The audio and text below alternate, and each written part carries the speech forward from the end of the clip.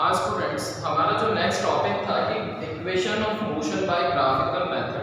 तो equation of motion by graphical method हम explain करते हैं। तो देखिए, एक हमने इस तरीके से ग्राफ बनाया और ये जो ग्राफ है ये हमारा वेलोसिटी और टाइम के बीच में है। ये टाइम और ये वेलोसिटी। तो टाइम और वेलोसिटी के बीच में ग्राफ है। तो हमारा एक हमने ट्रेपेजियम बनाया A B C D E, ठीक है। तो इसमें ए बी और ए बी की वैल्यू है u, जो हमने यहाँ पे सारे कुछ एक्सप्लेन की हुई है, ठीक है।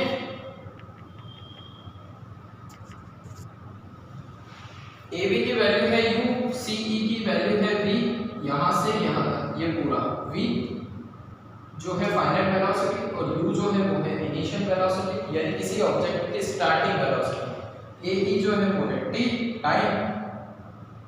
अब ए ई जो है वो बी डी इसके इक्वल है।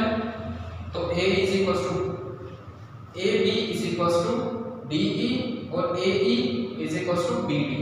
और जो सी डी है, सी और डी, ये चेंज इन वेलोसिटी है। तो चेंज इन वेलोसिटी को हम लिखते हैं final velocity minus initial velocity, यानी v माइनस u। तो ये हमारी डिस्क्रिप्शन हो गया। अब हम बात करते हैं इक्वेशन ऑफ मोशन की। इक्वेशन ऑफ मोशन तीन टाइप की होती है। फर्स्ट है v is equal to u plus a t, second है s is equal to u t plus half a t square, and third one is s is equal to v square is equal to u square plus 2as। ये हमारी third equation है, ठीक है। तो first equation किस तरीके से derive करेंगे? एक्सेलरेशन मुझे फाइंड करना होता है फर्स्ट इक्वेशन में। तो acceleration is equal to slope of line BC, यानी ये वाली लाइन का मुझे स्लोप लेना, मतलब ये खुद एक स्लोप ही है, ठीक है। तो इसके लिए a is equal to c d upon b d, मतलब हाइट अपॉन बेस।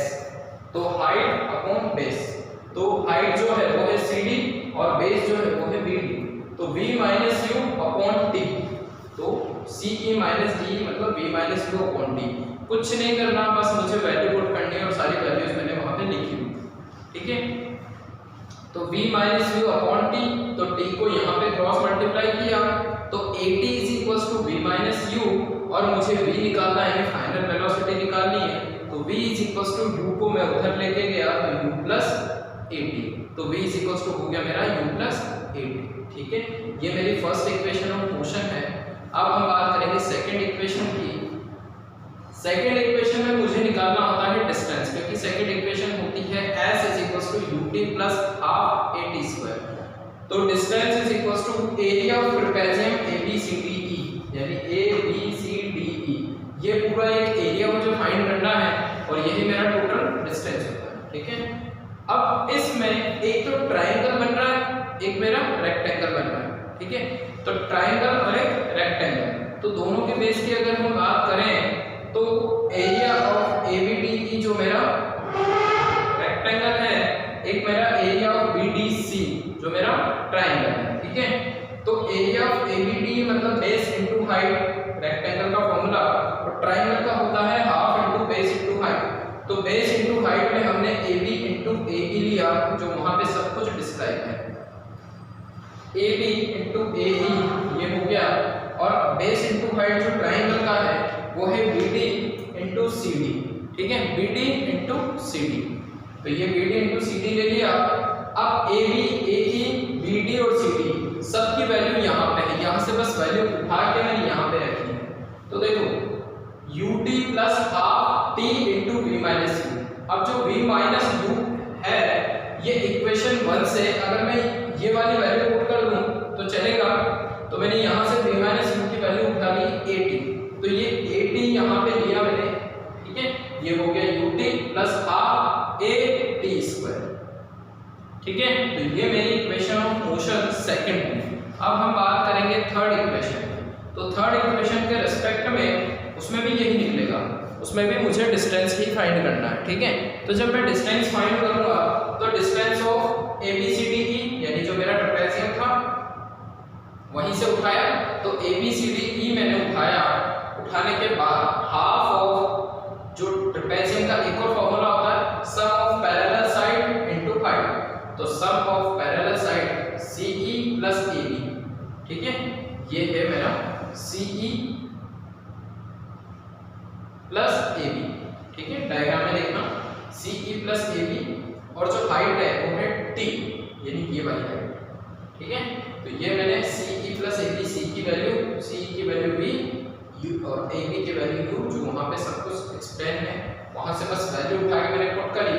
अब यहाँ पे जो टी है, टी की फर्स्ट इक्वेशन से हमने देखा कि अगर मैं टी यहाँ से निकालता हूँ तो v माइनस यू अपॉन ए, तो ये आ जाती है यहाँ से टी की वैल्यू सेकंड इक्वेशन से। ठीक है, तो v माइनस यू अपॉन ए, ये सारी चीजें v माइनस यू अपॉन ए, और ये वैल्यू पुट करने के बाद ये 2 इसके नीचे है तो v प्लस यू अपॉन 2 और v माइनस यू अपॉन ए, तो नीचे तो हो जाता है 2a, लेकिन ऊपर होता है a प्लस b और a माइनस b। ये फॉर्मूला होता है a square minus b square, तो a square minus b square यानी b square minus u square upon 2a। तो ये मेरी थर्ड इक्वेशन आ जाती है। जब मैं इसको क्रॉस मल्टीप्लाई करता हूँ तो v square minus v square is equal to 2as, तो ये u इधर की तरफ लेके जाऊंगा तो ये हो जाएगा v square is equal to u square plus 2as। इस तरीके से मेरी तीनों इक्वेशंस ऑफ मोशन क्लियर हुई। और जब हम बात करते हैं इक्वेशन ऑफ मोशन क्या है क्या नहीं है, वो सारी चीज़ें न्यूमेरिकली हमें समझ में आती है कि मुझे किस तरीके से अपनी सारी इक्वेशंस को अप्लाई करना है, कहाँ से क्या होगा।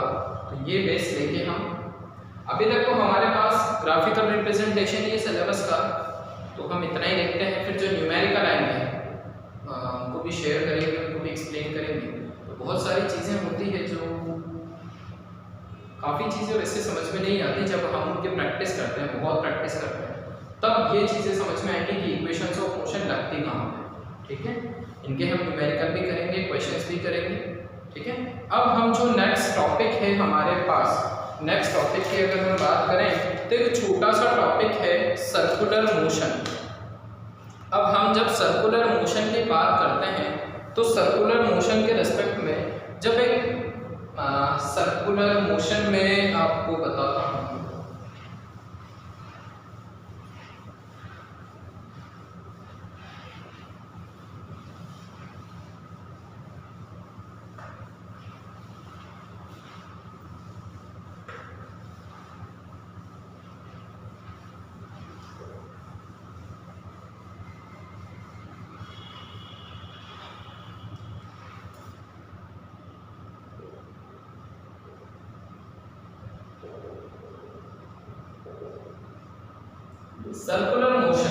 सर्कुलर मोशन का मतलब होता है when an object is moves in a circular path, यानी एक ऑब्जेक्ट अगर सर्कुलर पाथ को फॉलो करता है तो वो जो उसका मोशन होगा वही उसका सर्कुलर मोशन होगा। इसका मतलब ये है कि ये हमारा एक ऑब्जेक्ट है, ये ऑब्जेक्ट अगर मूव करेगा तो मूव करता है तो ये एक सर्कुलर पाथ को फॉलो करेगा, तो ये इसका सर्कुलर मोशन हो गया। तो सर्कुलर मोशन कोई बड़ा टॉपिक नहीं है, बहुत छोटा सा टॉपिक है। तो इसके रेस्पेक्ट में हम यही देख पाते हैं कि जब एक बॉडी इक्वल डिस्टेंस कवर करती है, इक्वल डिस्टेंस कवर करती है in equal interval of time, equal distance covers in equal interval of time in a circular path, then this motion is called circular motion, uniform circular motion, uniform circular motion। इसका मतलब ये हुआ जब equal distance cover होगा equal interval of time में इन a circular path, यानी circular path में equal time में इक्वल डिस्टेंस कवर होगा, तो ये वाला जो मोशन होगा इसे हम बोलते हैं यूनिफॉर्म सर्कुलर मोशन। तो जो यूनिफॉर्म सर्कुलर मोशन का फॉर्मूला होता है वो होता है v = r ओमेगा, यानी जो इसकी वेलोसिटी है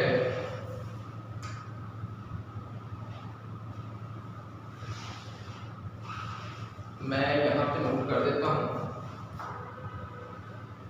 वेलोसिटी मतलब linear velocity is equals to r omega, और ये जो है ना आर जो है वो है रेडियस